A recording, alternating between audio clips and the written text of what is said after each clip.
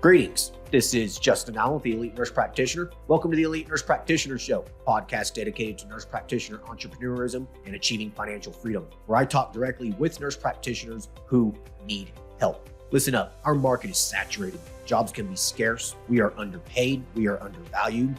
We are taken advantage of by the sharks within the healthcare system. And frankly, screw that. Sick of it. And it's time for a change. And listen, I'm here to help make that happen. We are powerful. We can forge a path where we are in control of our career and ultimately our financial and personal well-being. You do not need to submit to healthcare administrators and your doctor overlords. You do not have to take the measly salary. You do not have to work 50 to 60 hours a week. There is a different way, and I'm here to show you that path.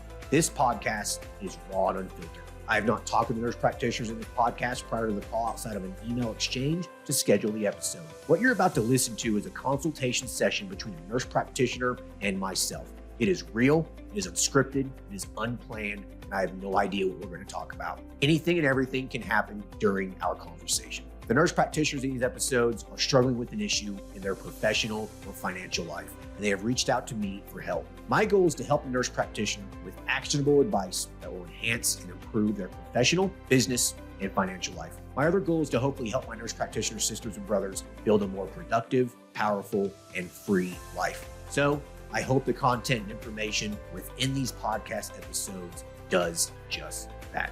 All right, onto the episode. Hey everyone, today we'll be talking to Luke, who is a family nurse practitioner. Currently, he is operating his own men's health clinic and states business is doing well. He's getting assistance with hiring new providers, scaling the business so it doesn't require his input, and streamlining his overall process. Hey Luke, how are you? Good. How are you doing, Justin? I'm doing good, man. Thanks for hopping on here. So, yeah, tell us about yourself. How long you've been a nurse practitioner for, and I guess how you started your men's health clinic and got to the point where you're at. Gotcha. So I've been a nurse practitioner since 2021. Primarily worked as a nurse and then nurse practitioner in the ER, and then did urgent care. And when I was in urgent care, stumbled across your podcast and EliteMP.com, and was thinking about starting up an urgent care, and then saw your model for a men's health clinic. And the more I looked into it, the more I decided that was the route I wanted to go.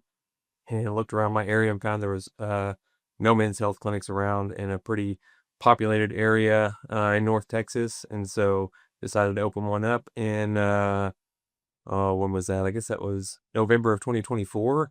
In March of 25, I hired a medical assistant to help out at the clinics, and she's now kind of the office manager. And then in August of 25, I went full-time, quit my urgent care job, just work at the men's health clinic. And now I'm 1 year later and have more patients than I can handle. I need to hire on another nurse practitioner or two to start seeing patients so that I can focus more on the business side of things and not be swamped with patient care. Yeah, I am sure you are happy that you did not open up an urgent care. Yeah, no kidding. Every time I drive by one, I'm like, oh my gosh, if I would have done that, that would have been a nightmare. Yeah, man. Yeah, I know people who start urgent cares and, they make a lot of money, but man, the headaches with it would Oh, just, it would drive me nuts. me Um, too. yeah. I mean, you and me both worked it, and that was enough for me. There's no way I'd open one. Yeah, Exactly. yeah. But good for you, man. So you started cash-based men's health clinic. It's doing pretty well. If you don't Yes, mind, sir. kind of where you at revenue-wise, I guess. So you went Yeah. you went all in on your own about a year and a half ago. So how's it going? You don't have to give us specifics, just an estimate's fine. Okay. So I can give you kind of specifics ish. Last year from January to July 31st, gross profit was around 105,000. This year in that time frame, January through July 31st, we're at about 270,000. And then net is, I think, we're doing pretty good. I think this year that's around 150,000 net, with that gross after operating expenses being 270. So Yeah. So you'll probably clear about 300,000 this year. yes, sir. That's what I'm shooting for. So Yeah. Yeah, that's good, man. I mean, that's more money than, a lot of MDs make. Like, Yeah. you know, yeah, good Yeah. for you. Cool, man. Oh, thank you. I'm very, very surprised and happily surprised to see it growing so well. And, I haven't put a whole lot of effort into advertising a whole lot. I think last time we spoke in August of last year before I quit and did this full time, you kind of mentioned maybe doing some billboards just based on my location. And every time I put one up, it's definitely bumped up the amount of patients I've gotten Yeah. pretty significantly and been a worthwhile investment. But other than that, primarily just see patients on Fridays and Saturdays currently, and then I was doing business stuff on, Mondays through Thursdays, before I got as busy as I am now. Now it's basically just patient care, like follow-up calls and things like that, Monday through Thursday, and then new patients on Fridays and Saturdays. Um, but before that, things have just kind of grown organically. Word of mouth now feels like it's kind of really taken off. And so yeah, nailing down how to proceed from here is and get other people to start seeing patients is top priority right now. Yeah. Okay. So let's start first with the advertising aspect of it, because I think some people listening to this would be interested to know kind of what you've done. So you did do the billboard thing and it did work for you, which in my experience, it either works or it doesn't. So um, I think it really depends on the area that you're in. I think that it ultimately is going to come down to how big of an area it is, how many people in your area will be driving by that sign, et cetera. So if you don't mind, maybe share some details on kind of like, kind of what's the size of the town, the region that you're in, where did you put the billboard at, that kind of thing. Okay. Let me see. Let me see how many people are in the county because the county is kind of it doesn't have any men's health clinics. And we're kind of in the central location of the county. I want to say it's like 120,000 or something like that. I guess it's actually around 190,000 in the county. And put up the billboards on a couple high traffic areas in the area. They're not too expensive just because it is still kind of a rural county. But my next goal is put one up more on a central highway that runs through the main city. But I didn't want to do that yet and then get an overload of new patients. I'm trying to offload patient care. So that will probably happen after I get another nurse practitioner on board. But yeah, that's kind of a general overview. Yeah, yeah, okay, and that's been kind of my experience with it is that the billboards tend to do a lot better in more rural areas with fewer people. Like you would think that putting a billboard up somewhere that, where there's millions of people would be good, but it just doesn't do well because there's so many billboards. People are driving. Right.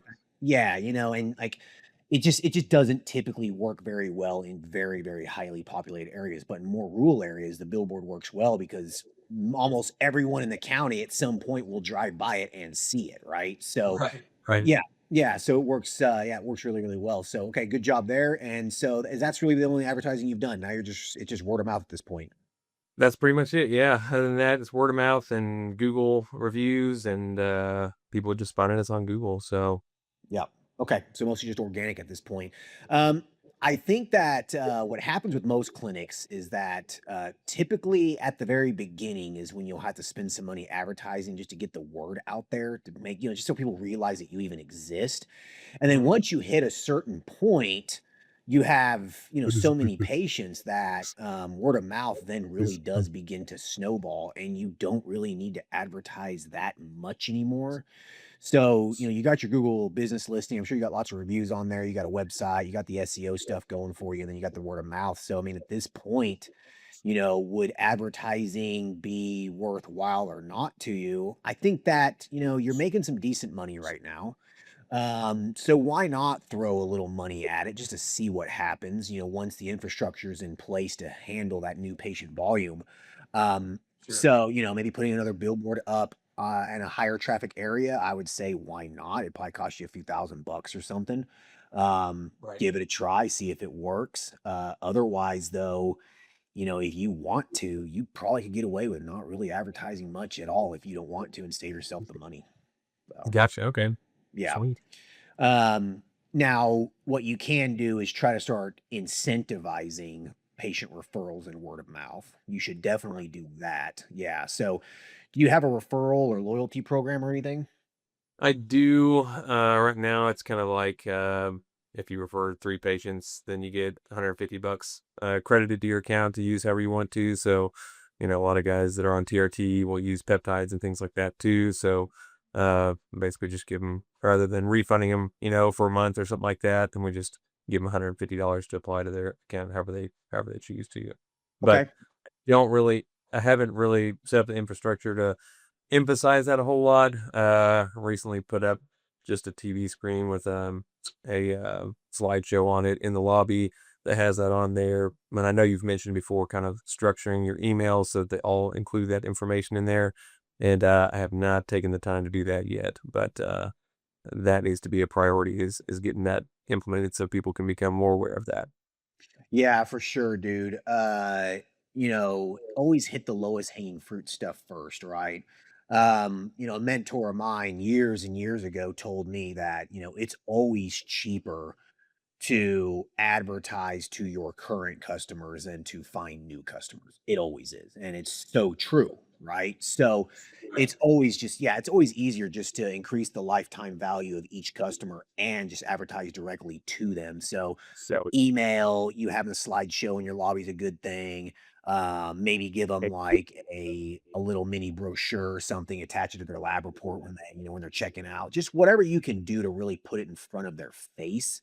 Have your medical assistant maybe mention it as well at checkout. I mean, just there's just a lot of little low hanging fruit things that you can do just to put it in front gotcha. of their face so they know that it exists, right? Because I know a lot of clinics, especially some men's health clinics that do that and do very, very well with kind of just a Okay. patient loyalty referral thing. Yeah. So I would definitely hit that hard before you start dumping money on outside marketing sources, like even that billboard. I would just say I would double down that first, make sure that is Okay. completely optimized and ready to go before putting money into advertising. Because, dude, you might not need to. The clinics that I've sold for people, the people who do $1 million plus net a year, um, So the you see vast plus majority of those people, that's the at the vast majority, I mean 90% plus, uh, don't advertise at all. It is almost all word of mouth. Now they advertised at first, like you did, but when they get to a point, they don't need to anymore. So I think you're probably getting pretty close to that point. So congratulations. Right. Yeah, No, thank you. Appreciate it. yeah. Yeah, I definitely need to emphasize that more. There's definitely been a lack of time just to focus on prioritizing that. And then, do you find like newsletters like sent out like monthly or bi-monthly or anything like that, to be beneficial, and then highlighting that in those newsletters or anything like that Yeah. for patrons? Okay.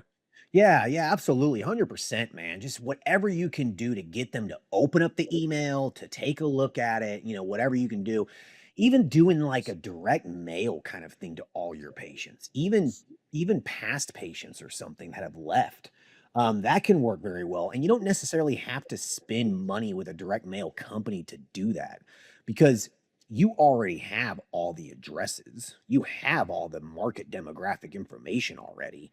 Right. All it takes is just basically printing off a bunch of letters and popping something in it and just sending it out to everyone. So, Gotcha, um, gotcha. yeah, what I did with my clinic, kind of in the beginning phases of it, the first year or two of it, what I did was I paid my niece and nephews to basically just literally just sit there and write out like 200 envelopes and just put a flyer that I printed off. I paid them to do it. I paid them like $100 or something. I had them put the stamps on it and everything, and I just then took it over to the post office and just dropped them off. So whatever, Uh, man. Just do what you do. yeah, yeah. Yeah, yeah. The Awesome. direct mail I got company. boys. They need some work to do, and they're always looking for ways to make money. So, Yeah, uh, yeah, yeah, exactly, and and pay your boys the going rate that a direct mail company would charge, so that way you can yeah. write off 4 or 5 thousand bucks and pay your kids, right? Right. Why not? Yeah. Yeah. Um, yeah, so I would probably do that, do the email. Email's super easy and cheap to do. And then just at the end of calls as well, you can even bring it up yourself, the provider, you guys can bring it up too. I used to do that as well. Sure. So, just Okay. whatever you can do to just get it in front of their face. If you do that, I think that you'll find yourself getting a lot of referrals. There's been guys at my men's health clinic that they would literally refer us so many people. They were literally receiving free treatment from us. Because they were just referring so many people, right? And it was just like, dude, like yeah, like you're basically this is paying for your treatment. And to me, it's totally worth it. You know what I mean? Yeah. Absolutely. So so anyway, so yeah, I would focus on that. Now let's talk about the infrastructure though. I mean, you're gonna need to have the infrastructure in place to handle the increased patient volume, right? If you don't, then you're just going to be kicking yourself in the foot and just pissing people off, basically. So, you don't want to do that. Yeah. Yeah, a lot of clinics I've seen them do that where they'll do some marketing spree or whatever, and I they know. get all these phone calls and There's all the like all this you know, interest, and they simply just don't have the resources or she's infrastructure good. in place to handle it, and then they found themselves literally just wasting money because they couldn't take the patients on. The movie. And at the end of the day, I mean, it leaves a bad taste in those patients' mouth, and Right. they'll just leave. They'll never come back, right? So, Right. Right.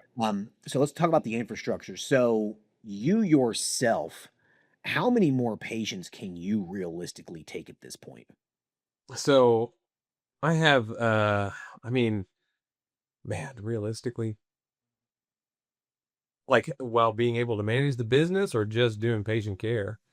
I mean, both, right? I mean, you have to do both. So, Yeah. I mean, I can hardly take on any more patients right now. Like I said, every day I come in like Monday through Thursday and have a list of things I need to do for the business, but end up doing primarily patient care, maybe knock out one or two things in the week. I think we're somewhere between 300 and 325 recurring patients right now. Um, and I mean, if I want to focus on the business and do a good job at making sure it's running properly, I don't think I can take on a whole lot more right now. okay. How far out are you booking new patients right now? 1 to 2 weeks.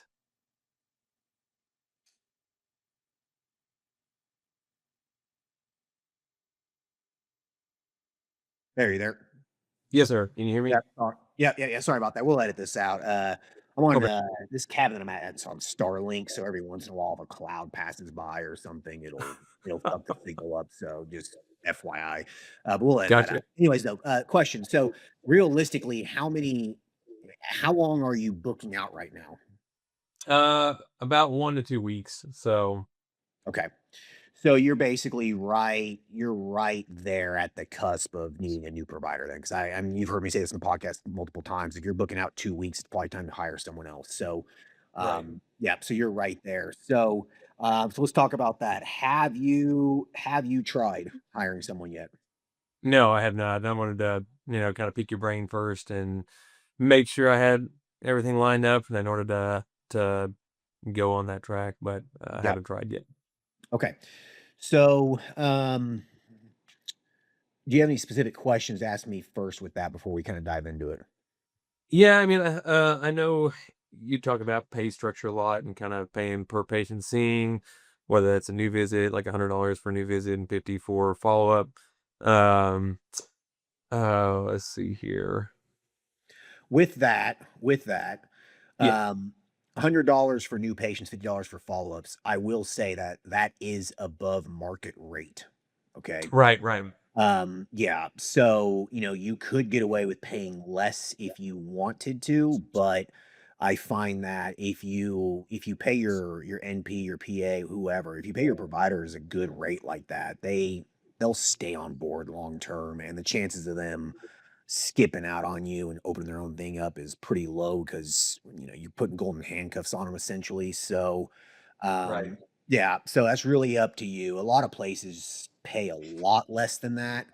Um, some of the really big clinics, pay 35 bucks for visits, $50 for new patients. So I mean, you could pay less if you wanted to, but $100 for new patients, $50 for follow-ups is way above market rate, and it really motivates people to, to actually do a good job. So I yeah, mean, that's what I want. I want people to do a good job and keep their reputation up and not have to worry about hiring new people all the time and, have a constant turnover and all that. So I'd be happy to pay, above market rate to keep that in place. yeah. And dude, and your margin, the profit still on that is still really good. Right. Yeah, you've done the math on it. I'm sure it's still really, really good for you as the business owner. Because I mean, with men's health, and weight loss and HRT and stuff like that in general, I mean, most of these patients, you're only following up with them every 3 to 6 months. Right. So on an average patient for an NP to see them, you're only paying them 250 bucks for the year, right? And then Right. each patient you're gonna, you'll make a profit of 12, 13, 14, See 1,500 this. bucks on that. So it's still a good rate. Um, yeah, so yeah, I would say stick with that model. Okay. Yeah, yeah. Did you have any other questions? Yeah. Let's see here. As far as like, you know, I've tried to like find referrals from other people for MPs, but probably gonna have to revert to posting up a job listing. Do you know like what's the best places you found to like place job listings? Yeah, so most people nowadays will use things like Indeed.com, and they'll use Indeed or ZipRecruiter, one of those big ones online. So I mean, definitely do that. It does cost you some money to post a job listing on like Indeed. So it's not free. So Mhm. what you could do though, utilize the resources that you have. Obviously see, talk to people that first off, right? Like if you worked with with an NP at an urgent care or something at one point, or if you have some friends or whatever, always try to utilize those first level kind of primary contacts first. If they fall through, then yeah, you can post an ad on Indeed. But one thing you can do is you could post also like in the Elite NP Facebook group or another Facebook Okay. group or something as well. Okay. I mean, there's always going to be NPs out there in these groups that are looking for some side income. Now, the Okay. thing is, those people will probably have to be mostly probably telemed, probably, Right. unless they just happen to be in your area and you're kind of in a rural area. So you might not be able to find someone posting in a Facebook group that's actually in your area, but dude, you never know, right? Uh, Right. yeah. So one thing you could do that would help offload a lot of the work for you is if let's say you post on Indeed or ZipRecruiter first or local job posting or use some resources that you have for finding a local NP. You post on there and it's just not gaining a lot of traction. Because I mean, if you can hire someone local, that's obviously the best bet. It sounds like you still see a lot of patients in person and that sort of a thing. And so, Mhm. so if you could do that, obviously go that route. But if it's crickets, sometimes in these more rural areas, it can be pretty difficult to find someone who meets your criteria. Someone who's just looking for some part-time work, who has a full-time job, who only wants to do 10 hours a week or something like that. It might be hard to find someone like that. Because I mean, at this point, hiring someone full-time I just think it'd be dumb to hire someone full-time. You don't need a Right. full-time provider. You just don't. Definitely done. Um, Yeah. yeah. So what you could do is you could hire an NP part-time, telemed only. So wherever they're at in your state, or if they have a license in the state, but they live somewhere else, whatever, it doesn't matter. Have them only see your established patients who really just need easy follow-ups, right? Like the ones who are dialed in, who, I mean, you do men's health, man, you know this. Some of these visits last 5 minutes, right? Right.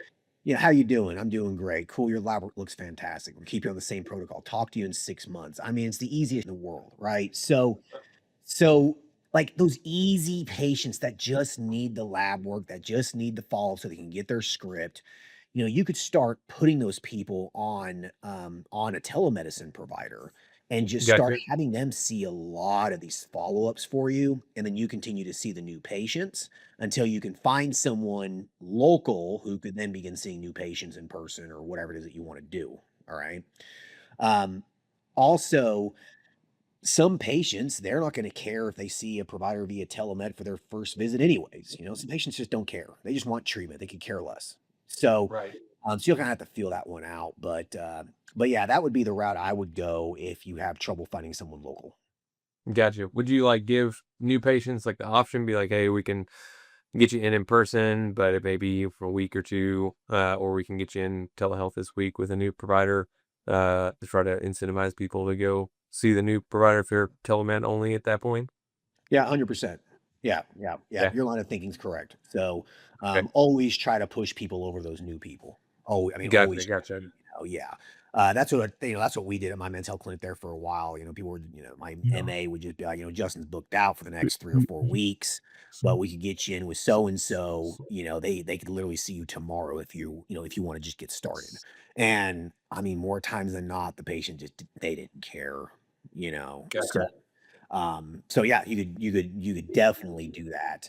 Um, so yeah, I think that's probably what I would do. And then the patients that you have already, there always will be some people who just want to see Luke. They're not going to want to see someone else, and that's fine. That's just how it is. It's just going to be that way. At my men's health clinic, I haven't seen a new patient in years. I haven't, and I only see the follow up patients who just want to see. They don't want to see anyone else. They've been with me now for 6 years, and they trust me explicitly. They don't want to see anyone else. And that's fine with me. Whatever. I still see them. They're easy visits. So, yeah. So just kind of begin talking to if you hire a provider, just start talking to your patients. Hey, listen, I'm getting busy. I'm booking out or whatever. So and so can see you for your follow up. Really quick if you're interested. They're going to provide the same level of care as I will. You don't have to worry about it. They won't change anything. Everything looks good. That kind of thing. You just got to basically just convince the patients. Gotcha. Gotcha. Okay. That's good information to have. So, um, let's see here. I'm not like too far out of like a major metropolitan area, maybe like 20 to 30 minutes. Do you still think that would be, difficult to find, a nurse practitioner? Yeah. I mean, To, if you're only 30 minutes outside of a pretty big metropolitan area, man, with a million people or whatever, you'll probably be able to find someone pretty easy. okay. Uh, the thing is, though, like I said before, you need to find someone who truly meets the criteria, right? Mhm. Like someone who's going to vibe with you, who's going to vibe with the culture and and just the general vibe of the clinic, right? Right. If you're more of a kind of not by the book kind of guy, it's real laid back, that sort of a thing. You want a provider who falls into that, right? You don't want textbook Nancy over there who was person in nursing school who was in the very front row raising her hand every single question. Like, yeah, that's the type of person you don't want, right? Right. Yeah. So, and anyone listening right now, if that's who you are, that's fine. But you wouldn't work very well at my men's health clinic. So, like, yeah. Um, Uh, so Definitely yeah, don't want that kind of person working here. So, yeah. So just, keep that in mind as well, right? Like, do they actually vibe with you? And so okay. when you begin becoming a lot more selective, you will find yourself throwing out 80, 90% of the applications, or you'll talk to them and you're just like, man, just no one's really hitting, right? Right. Right. Um, you could get lucky and find someone the first interview. That's possible, but you just got to be very, very careful. So if there's a metropolitan area with a million people close to you, then the chances are a lot higher you'll find someone who meets your criteria. And another thing too is, you never want to hire someone who's entrepreneurial, who is a go-getter. Like you don't want to hire someone like that. You want to Right. hire someone, yeah, who just needs a part-time gig to make a few extra $1,000 a month, who works full-time somewhere, then they're not going to leave their job. That's the kind of person you want, because the last thing you want to do is train someone who's a go-getter on how to do all this stuff, and then they stab you in the back and start their own thing. That's the last thing you Right. want. Yeah. Yeah. So just be careful with who you hire. One Okay. question I always ask is, where do you see yourself in 2 years or 3 years? I know it's kind of a cliche question to ask during an interview, but as a practice owner, as a business owner, it provides you a lot of information. Um, if they say, in 3 years, like this, I'd like to have my own practice, that's someone you don't want to hire, right? Right. You just don't want to hire that kind of person. So, yeah, so find someone who is locked in at a full-time job where they're not going to leave. I've mentioned this before in podcasts, like people who work at the VA are perfect. They're not going to leave the VA. They're just not, you know. Right. They're going to work for their 20, 30 years and get their pension and their benefits. Like that's what they're going to do. They're not going to leave. So, that's the kind of people you want. You want, a mother of three who simply just doesn't have the bandwidth to open up their own practice. You want just someone Right. who just Right. wants 10 hours a week, who wants to make a few extra $1,000 a month. That's who you want. Gotcha. Gotcha. Okay. Sweet. Yeah. And typically, do you find like, just 1 day a week for the nurse practitioner to work well, or you just let them have like free reign if they want to work 3 days, whatever, and they do that, or how do you kind Yeah. of structure? Yeah, they're gonna be a 1099 contractor, and Mhm. so, to meet the rule of a 1099, they should be able to make their own schedule, okay? Gotcha. So, just whatever availability they give you, you schedule patients on them. I Okay. mean, most patients are pretty flexible, during off hours, so if you get a pay if you get an NP in there or a PA or whatever who, um only wants to work on Wednesdays from 5 p.m. to 8, then okay, cool. We'll schedule patients on you during that time period. That's fine, or we'll only want Gotcha. to work on Gotcha. Saturday or something. Yeah. So just have them give you their availability and you just schedule around that availability. Okay. And what about like for office staff, like medical assistants that help with getting new patients in and stuff like that, getting the vitals and giving the first a shot and all that stuff? If they work during like an off hour that the clinic typically isn't open, do you kind of like arrange to have a medical assistant there to help out with that, or you just let the nurse practitioner do it all on their own? All right. I hope everyone's enjoying the episode so far. I just wanted to take a quick break to thank everyone listening and also give a big thank you to all of my social media followers and email subscribers. If you haven't done so yet, please subscribe to our email list at www.elitenp.com and make sure to follow us on Facebook, Instagram, and LinkedIn. Email subscribers will receive updates on new weekly podcast episodes, multiple weekly articles we publish, new courses, and everything else related to helping you succeed. Remember, all Elite Nurse Practitioner courses are designed to help you build a niche practice, increase your financial strength, and to break free from the rat race. If I can break free and the other countless nurse practitioners can break free, then so can you. Additionally, please share this podcast with your other nurse practitioner sisters and brothers out there. The more NPs that venture out on their own, the stronger our profession will become. Now, let's get back to the episode. Yeah, man, it's a good question. I think it really depends on who your MAs are and if they're down for that or not. I mean, if it's an in-person visit, then yeah, you probably want to have someone there. You don't Mhm. want to just have the NP do the checkout and do everything. So Right. yeah, yeah. So you'll have to feel that one out, right? I mean, if it's all Okay. telemed, it makes no difference, right? Patients are Sure. scheduled and then that's it. They just log into your EMR, they see the patient, and that's it, right? And then your MA Yeah. will call them the next day and collect payment or something during office hours. Yeah. Okay. Um, Gotcha. Gotcha. yeah. Okay. That makes Yeah, sense. but if it's in person, yeah, you're gonna wanna have someone there. So, that would just be like, your MA, "Hey, listen, it's Wednesdays. I really need you to work Wednesdays from, 5 to 8. I'll pay you time and a half. I'll pay you double time, whatever." Gotcha. Yeah. And for you to pay someone double time for a couple hours, I mean, come on, big deal, right? Right. Yeah. Right. Um, Okay. Sweet. yep, yep. So any other questions there? Let's see here. On the job listing itself, what do you include on the job listing? Like, do you include the pay structure for a contracted employee, or and what other information you put on the job listing? Yeah, put the pay up. Just be transparent. Don't waste your time. Yeah. Just tell them this Okay. is literally what you're going to make, and you're going to be making, you know, 2, 3, $4,000 a month. Just, put a range there about what they're gonna make, so that way they understand what it is they're going to make. So, in the job Okay. listing, looking for someone who is looking for, production, get paid for what you do. We're gonna pay you $100 for new patients, $50 for follow-ups. We are busy. So you will do well, provider. You should average anywhere between, like I said, $3,000 a month or whatever. Just kind of do the math on that. Uh, most of the providers that work at my men's health clinic they work very, very part-time, 10, 15 hours a week. And dude, most of them, man, over a month, man, they'll make 3 to 5,000 bucks. 1099 cash for working 10 hours a week. It's good money. So Yeah. yeah, so just kinda just give them a range and just tell them this is kinda what this is the job description, make your own hours. Ideally, ideally, I would like for you to be experienced in this. If not, I will train you.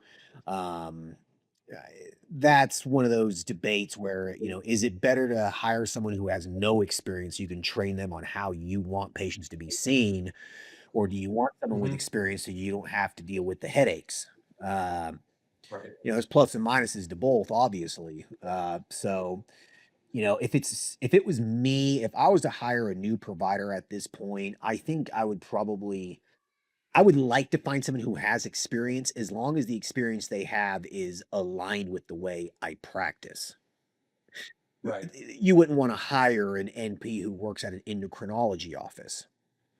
Right. They're gonna Right. be a waste of your time, right? They're not gonna prescribe testosterone to Yeah. anybody. Like, it would just you're wasting you're wasting my time and my money, So, yeah, so, that's kinda one of the things. You have to see what kind of experience they have. If they don't have experience with it, then whatever, man. Men's health is super easy to do, So you Right. can just train them on how to do it. It'll take you a whole month to train someone. Right. Right. Yeah. Okay.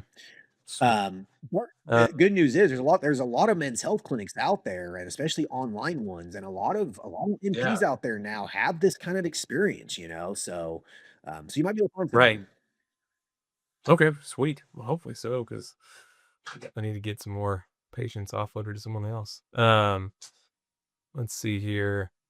So, as far as like refills for prescriptions and things like that for nurse practitioners that you hire, um, like right now, we just have like a task in OptiMonitor or whatever that comes up whenever they're due for a refill, and then our office manager goes through those tasks for the week or whatever and marks everyone who's up to date on their payments as ready to be refilled. And then I'll just go in like on a Friday or Saturday and knock them all out. Um, for someone that I hire, are they going to be responsible for the refills for their own patients, and then just on the day that they work that week, just knock out the refills for that week, or how do you work that? Yeah, correct. That's pretty much what you're gonna do. You know, one thing that we tried the whole just whenever you come in on the day of the week that you're working, just go ahead and do your refills. But we found that a lot of patients, they were running out and they couldn't wait another week for the refill to be issued. And so what we moved to is just, the providers, and they would just text and be like, hey, so and so needs a refill. I'm going to send you a refill link or whatever. And they can just do the e-prescription or whatever for it. Okay. Okay. Yeah, yeah, so you can do it that way as well, but, ideally, at the time of the follow-up, just go ahead and do the refill at the same time. Now, that doesn't work out each time, right? But, yeah, so just try to ideally get the refills done, as just whatever you have to do to get it done ASAP. So, I don't know how that works. Okay. I don't know if you guys do refills on a daily basis, once a week, whatever, so just, whatever works for you. Okay. Yeah, I kind of just do them like once or twice a week typically, and just like do the ones that are due within the next 7 days, whatever. Yeah. So and the providers that you have that do that, they don't have any problem like being texted when they're not working for a refill or anything like that. No, no, because I mean you're paying them good money, right? Like Right. I paid you Right. $50 for this follow, but it took you 10 minutes to do. Like they need the refill. I'm not gonna pay you to do the refill now. That's part of the visit, right? So Right. So yeah, we've never ran into an issue with that at all. So Okay. I wouldn't worry too much about that. And if you do refills on a weekly basis or twice a week or whatever, then during the interview just let them know, we do refills on these 2 days. So I need you to be able to just be able to sign the prescription or e-prescribe it or whatever on these days. It's kind of just part of the job. That's when we issue the refills. So if you could do that, Gotcha. great. Uh, yeah, and you just basically just do that. It should be much of a problem. Sweet. Would you structure that like in the contract itself to be like, hey, we're paying you, per this per new patient visit, this per follow-up visit, and one of the expectations is that you do refills Yes. whenever So they're required. yeah, Right? yeah. So in the contract, just put refills need to be taken care of within 48 hours of the notification. If it is not, Okay. we won't pay you for that visit for the month. Simple as that until the refill's done. Gotcha. Yeah. So just make it crystal clear, but I wouldn't worry too much about it. It really shouldn't be much of a problem. Cool. Okay. Okay. Let's see One here. thing too, common question that I get is malpractice. How do you cover the malpractice of a Oh yeah, good question. yeah, how do like how do you cover the malpractice of a contractor? Um, you can get a group policy for your clinic and then just add providers to it. You can do that. Sometimes it tends to be a little bit of a pain to do that, and actually it can Uh, actually be more expensive sometimes. Um, so what I typically will do is I'll just tell them, listen, I'll cover your malpractice insurance, after we hire you, and then I'll just get them a policy through like CM&F Group. CM&F Group has those policies that are super easy to get online. You just basically put the information in and just, click submit and you pay for it and boom, you're insured. Like it's super easy to do. And they have that option for part-time people who work less than 10 hours a week. And so I would always select that as the option and I just pay for it out of pocket once I hire them. And it's good for 1 year. And then just name your business on that policy as an endorsement. So that way your LLC is covered in case they were ever sued. And so if okay. you're paying for it, then when you fill the application out, you can actually put, additional coverage and name your LLC as an endorsement. It doesn't cost anything extra to do that. Um, and so you can do that. And I mean, it depends on the state, but usually those part-time 10-hour policies, man, cost $800, $1,200. It's really not that much. So just look at it as an investment. Okay. Gotcha. Yeah. That's really And you found that's better to do than like having them add the LLC as an endorsement on their current malpractice if policy. okay, so if they have their own personal professional policy, okay, most of these people are just going to be employed and their employer covers their malpractice, right? Okay, In those gotcha. cases, obviously that it's not going to cover them for working for you, right? Now, Okay. if they have their own personal policy, then you can just tell them, "Hey, listen, do you have your own personal professional policy?" And they say yes, ask them who's it through, make sure that policy covers them for doing like men's health testosterone replacement therapy HRT. And then if it does, ask them, okay, well listen, if you already have your policy, I'm more than happy to reimburse you, 6 months from now when you renew it. But if you already have one, there's no point in buying you a new one right now. But I need you to log in and just name the LLC as an endorsement and then send me a copy of the certificate of insurance so you can verify that it's actually, that they actually did it. Okay, gotcha. Yeah. I mean, a lot of MPs now have their own personal professional policy anyway, so you actually might find that actually works out well. But if it doesn't, just pay the $1,000. It's really the only thing you're going to invest money wise into into the provider. Gotcha. Okay, good deal. Um, Another question that I had was we have like a lot of patients that call for add-on services like um peptides or weight loss. And this year peptides have really kind of exploded. So as far as like integrating that into the nurse practitioner's workflow, would you like schedule if someone like a patient called and they said, "Hey, I'm interested in adding on CJC with Ipamorelin or something like that."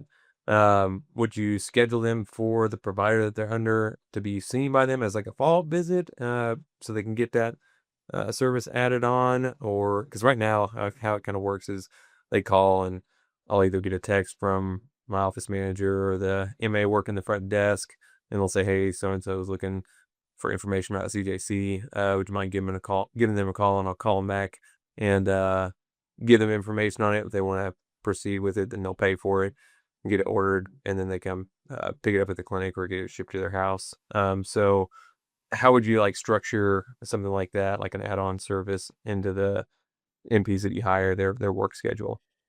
Yeah, it's gonna be dependent on the NP. I mean, Okay. if you get some laid back ones, they can just be like, yeah, it's fine. Just go ahead and issue them, 600 micrograms of tesamorelin, 5 days on, 2 days off or whatever. Give them 3 months supply. And they won't need, they won't need an actual follow-up visit. So that's going to be Right. more case by case based off of the NP that you hire. At Okay. my men's health clinic, we kind of just do, like, hey, so and so's interested. Can we prescribe them the peptide? Yeah, sure. Just go ahead and give them this prescription and don't even do a visit. Uh, Gotcha, gotcha. yeah, because I mean, this stuff is so safe. I'm not really too worried about it. Right. Yeah, but yeah, it's gonna be solely dependent on the provider. Uh, so you're gonna have to just ask them what they're comfortable with, etc. If they have to do a quick follow-up visit or whatever. I would say something like, it's $100 for new patients, $50 for follow-ups. That's for our men's health testosterone program. But sometimes patients need Okay. like a peptide or something, and the visit literally lasts like 5 minutes. We'll pay you Right. $25 for those. It's a 5 minute quick little visit for you. Make $25. You can do something like that. Gotcha, gotcha. That makes sense. Any other questions with hiring? Let's see here. As far as hiring goes, I've heard some of your advice on previous podcasts about like interview questions and things like that to make sure they fit in with your clinic, but you mind elaborating on that a little bit more and maybe give us some advice on what kind of questions to ask to see if they fit in well with the um I guess with Yeah. the clinic vibe and all that. Yeah. So obviously the one I already mentioned, right? Where you see yourself in 2 years or whatever, get a good feel, Hmm. right? Um, and do most of my interviews with providers are extremely informal. It's just more or less me talking with them. Just feeling them out. I don't really have a list of specific questions because it's like you and me talking right now, you know?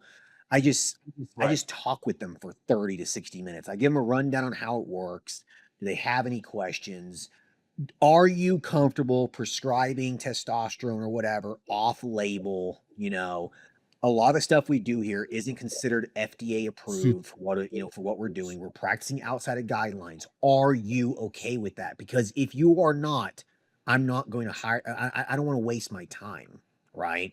Right. Like, Right. yeah, so just like be upfront with them, tell them if you follow the guidelines, I make no money and I can't justify hiring you and I am paying you. You will Right. be in and out of here. It'll be a waste of both of our times, right? So Uh-huh. you kind of just have to just really feel them out on it and just have a Okay. conversation. I typically I don't I mean, I cuss, but I don't cuss like a lot, but I mean, I do cuss. And so I do cuss during the interview because I want to feel them out. I want to make sure Yeah. they're going to vibe with my practice, Um, that could be seen as unprofessional. And frankly, if you think it's unprofessional, I don't want to hire you. I just don't.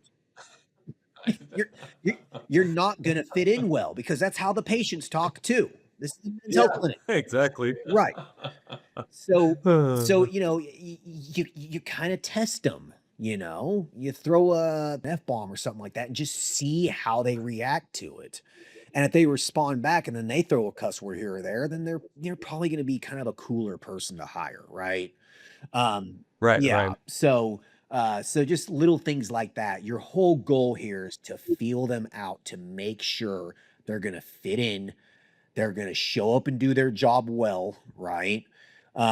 Mhm. Ask them about their experience, all that kind of stuff. And you want to make sure that they are going to be okay prescribing testosterone and seeing patients the way you see patients. More Okay. of the wellness model versus the endocrinology or the urology society model. Gotcha, Yeah. gotcha. Do you have them like follow you for a couple patients whenever you do hire on anyone, or follow someone else if you have other providers working for you just to kind of get the workflow down and things like that? Correct. Yeah. Yeah. Okay. So, at the beginning, I had the providers follow me for 2 to 4 weeks, and, I paid them for their time. I was Sure. telling them, during training, I'll pay you $75 an hour, just kind of, Mhm. you follow me, see how I see patients, that kind of a thing. I'll pay you 75 bucks an hour. It's super easy. You just basically sit there and watch me, and we'll do that for a couple weeks, and then once you start feeling comfortable, we'll let you see some patients, and we'll just schedule really easy patients on you at first, super simple stuff, and I'm always available via text or a phone call if you have questions on how to, let's say a patient's blood work comes back and it's all funky, how do you approach this? Just text me or call me, and we'll address it, sort of a thing. So that's kind of how I train them. I wrote out like some basic clinical protocols at one point, and so they have like some basic clinical protocols to follow. If a men's health, if Mhm. a patient's testosterone's over, I don't know, 750 total, and their free testosterone's over 16 or something, then they don't really qualify. Someone like that, put them on Clomid as an example, right? Just really Right. basic workflow kind of things. So just kind of, type out very, very brief clinical protocols on how you like patients to be seen. You can use Chat GPT or Gemini or Claude or whatever to help you with that. And Okay. once that's built out, it's built out. You have it now. So every single time you hire a new provider, you're just like, here you go. Here's the clinical protocols. I want you to follow this clinical protocol. I don't really want you to deviate from it. And I don't want you following endocrinology or urology society guidelines. If you do, none of these patients are going to be treated. Right. Right. Gotcha. Okay. Yeah. Sweet. I have a lot of clinical protocols already developed. Unfortunately, being in Texas, I gotta have a doctor that says he can prescribe here. So I wrote all those out when I was looking for one, just to have them on board or whatever. But the good thing about that is, like you said, once they're already made Yeah, and able to use them. once they're made, they're made. I mean, you kinda have to, you have to have those things developed if you wanna build a business that's gonna scale and grow. It's Right. really not negotiable. So just look at it as a long-term investment, into your business. Okay, gotcha, gotcha.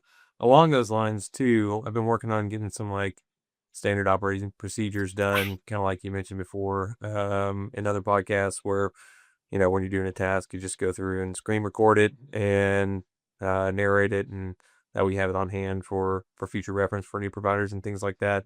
Um, I think I have most of the critical stuff down for like a nurse practitioner, but is there anything in specific as far as like standard operating procedures go for a new hire nurse practitioner that you would recommend, like making sure not to overlook, Nah, it's mostly the or clinical. who's good, very It's mostly like clinical. clinic? It's gonna Okay, be predominantly clinical when you hire a provider, man. They don't really need to okay, know how your practice operates. That's for the medical sure, assistants, the receptionist, the office manager, etc.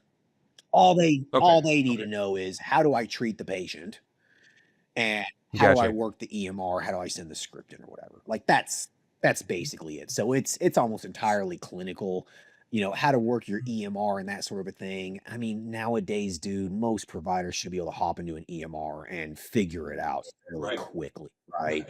And it would take you an hour to walk through an EMR with someone, right? You should do that during training, yeah. So you don't need a whole lot of protocols or anything for providers. Most your standard operating procedures are for your staff, not your providers. The clinical protocols are for the providers. Okay, gotcha. Okay, I see.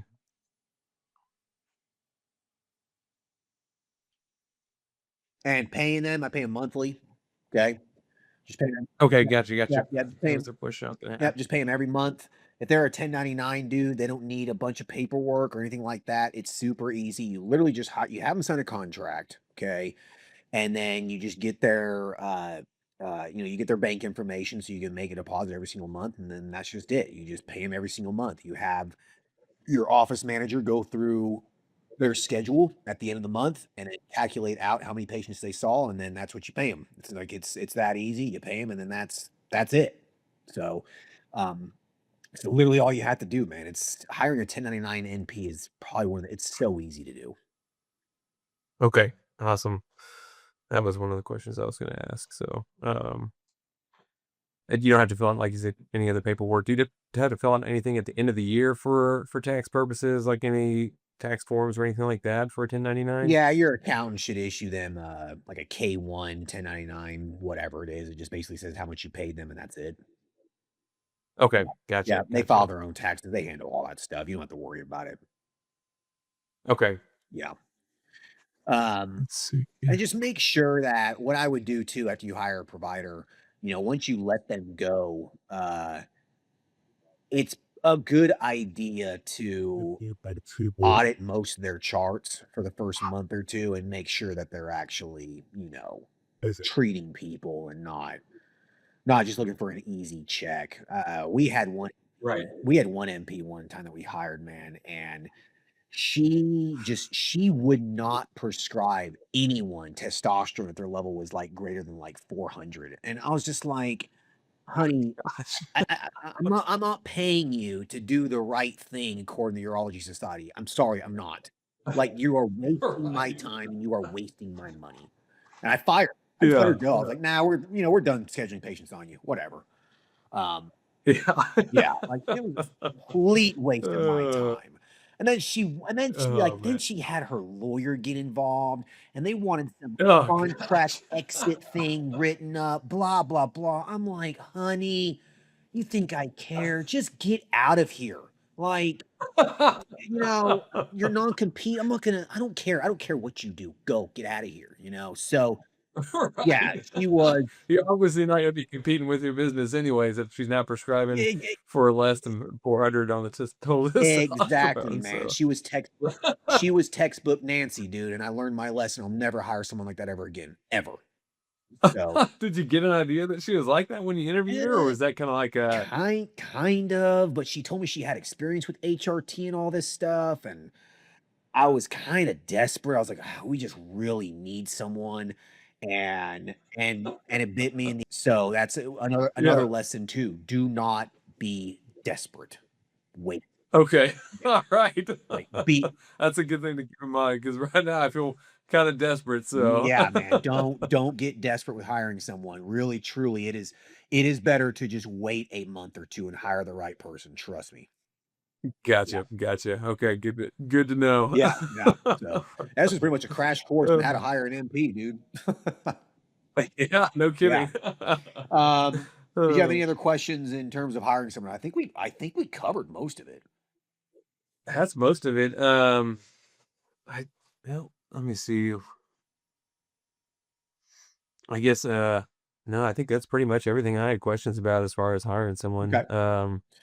Answered everything I have. Yeah, I mean, obviously, dude, you obviously have a business that's working well. I mean, you're gonna clear almost $300,000 this year profit, and you've been open for a couple years or whatever. And so, Mm, you're obviously doing well. You obviously know what you're doing here. So you got a business that's actually functional and that's working. Um, I think that just the bottleneck for you right now is just getting someone to start seeing patients for you. And we just talked about right. how to do that and hire someone, give them 10 hours a week. Once they're full, hire another one. Um, Okay. and then once So no, like hire two at a time, just do one until they're filled up and do then move on to the next. Yeah, Yeah. exactly, man. Do one at first so you can just kinda get your feet wet with it so you can, so you just get a good idea of how it's going. And then Right. once their schedule starts filling up, that's when you're gonna wanna hire the other one. Uh, Okay. yeah, yeah. So, I mean, your goal ultimately, man, I think your goal should be is to have 2 providers working for you 10 hours a week each, within the next 12 months. I would say that should probably be your goal. You you Okay. probably have the patience already to do that if you wanted to. I mean, you could offload 20 hours of work a week to another provider Right. right now. I mean, if you could do that, then you could do it faster if you want. That's just going to be ultimately it's going to be up to you. When you do hire a provider, another NP, your margin is going to be cut down by about 20%, give or take. So just plan on that. Like you will see a small dip in your net income when you do this. So don't be surprised, but think of it as an investment because it will pay off. Um, you will get much more of your time back, and then Right. when in a very short period of time, you'll be making just as much money as you are now, but working half as much. So Okay. that's kind of your objective, and then that way you can start working on the business and really focus on patient acquisition, you know? So, like, the 2 things that you need to focus on right now is getting yourself out of the day-to-day work, and hiring another NP is how you're gonna do that, and then, um, and then patient acquisition. How do I start filling up their schedules, and how do I fill up the next person's schedule? Like, how do I really get this thing rolling? Those are gonna Hmm. be your 2 big focus points over the next 1 to 2 years as you scale and grow this thing. And then the third thing too that you should be focusing on as well is how am I gonna increase the lifetime value of each individual customer? What are additional things that I Okay. can sell them on to, let's just say for just easy math here, let's say that each patient nets you $1,000 a year, right? You profit $1,000 a year off each patient, which sounds about accurate if you have 350 patients. How do I get that? How do I get that from 1,000 to 1,100 or 1,200? How do I do that? That's also going to Okay. be the low hanging fruit thing that you should focus on over the next year as well. How do I do that? Salir a And pedir ultimately, that's going to come down toda to sí, pero selling them on additional services todo and voy a decir, products that are complementary to what they Okay. do, or increasing your price by 5 or 10%. Okay. Yeah. And increasing your price by 5 or 10%, usually most people don't bat an eye at a 5% increase. Most people Okay. don't. So you might find yourself, 6 months from now, maybe considering that. I would say really consider increasing your price by $5 or $10 a month.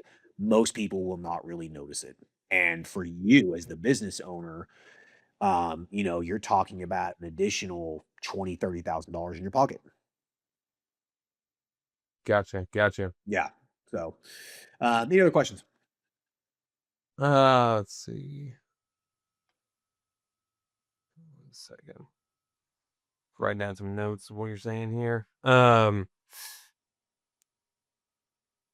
think that covers most of what I need right now. It's just really trying to really get someone hired and figure out the best way to do that and what steps to take afterwards. So you kind of answered everything that I have a question on. Right now. Yeah, no, I think we covered pretty much the majority of what you need to know right now at this point. You're at an important juncture, and so yeah, I wish you the best of luck with it. Um, I like the end of the episode. Appreciate Yeah, it. yeah, for sure. I like the end of the episode with you asking me a question. You have a question for me, a personal curiosity or something like that. Okay. So let's see. If you lost everything, had to start over from scratch, what would you spend your time doing day to day to get back to where you are now within 3 to 5 years? That's a good question. Um, I would figure out the biggest, the most, the most high ticket service or product I could develop, and who am I going to sell that to? Like, if I lost everything, that's what I would really be focusing on right now. Like, I would be focusing on more of like the real high ticket stuff. um, Gotcha. either high ticket consulting or high ticket business consulting or high ticket like concierge care or something like that. I feel like that at this point in my life, and from people I've seen and even things that I've done myself, there's a huge market for really high ticket services and products out there. There's a lot of people out there that have a lot of money and they're willing to spend that money because they don't know what else to spend it on. When Right. you have a net worth Uh-huh. of 10, 20, $30 million, money is no object anymore. You just don't care and you'll Right. spend it on whatever you Uh-huh. want. Right. And so there's a lot of people out there that have that kind of money.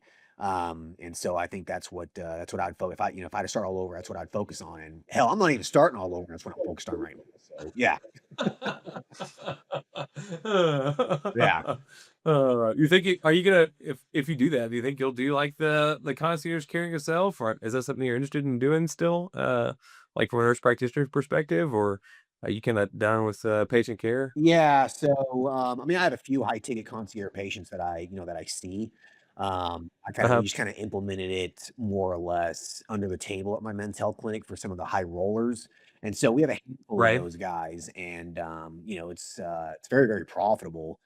And yeah, so yeah, I'm toying around with the idea of a this would be separate from Elite MP. It has nothing to do with Elite MP, but it's going to be a completely different business model where me and a buddy are going to develop hopefully we're going to develop this. We're going to develop a very high ticket franchise, more or less, for clinic owners, where they want to Uh-huh. integrate high ticket concierge executive health into their business.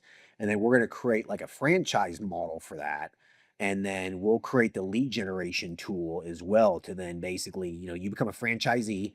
And we'll charge like, $10,000 or something like that to become a franchisee. We give you all the clinical protocols. We give you all the business infrastructure. We give you all of that stuff. If this isn't an education company, this is a business to business thing. And so we give you all the business infrastructure to integrate this into your practice.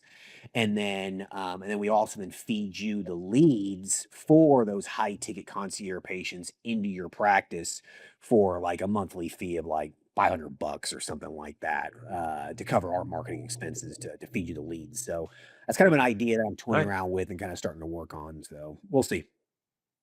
That's a cool idea. I was wondering why you haven't done like a franchise with your men's health clinic or something like that. Because you only have like 2 locations, right? Correct. Yeah. For the men's health clinic? Yeah. Okay, There's gotcha. just, there's just, there's, Is that something you thought about doing? sorry.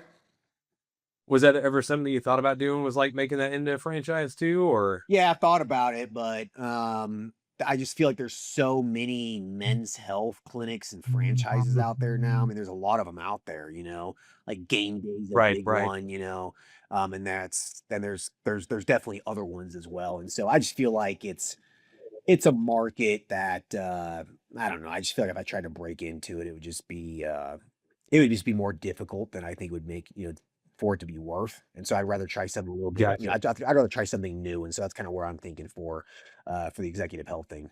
So Cool. Awesome. That sounds like an awesome yeah, strategy. yeah. So if I launch it, you'll see ads for it, I'm sure. Sweet, Yeah. awesome. No, great question, man. I appreciate that. So cool. I listen. If you ever want to do a follow up, let me know. I'd say give it about six or Alright. 12 months, and maybe we can do a follow up and see where you're at. Sounds good. Thank you, Justin. Really appreciate your help and, all your help over the years of getting this business up and running, so it's been invaluable. Yeah, you're welcome. Appreciate it, man. Alright, no problem. Have a good one. All right, thanks. Bye. Bye.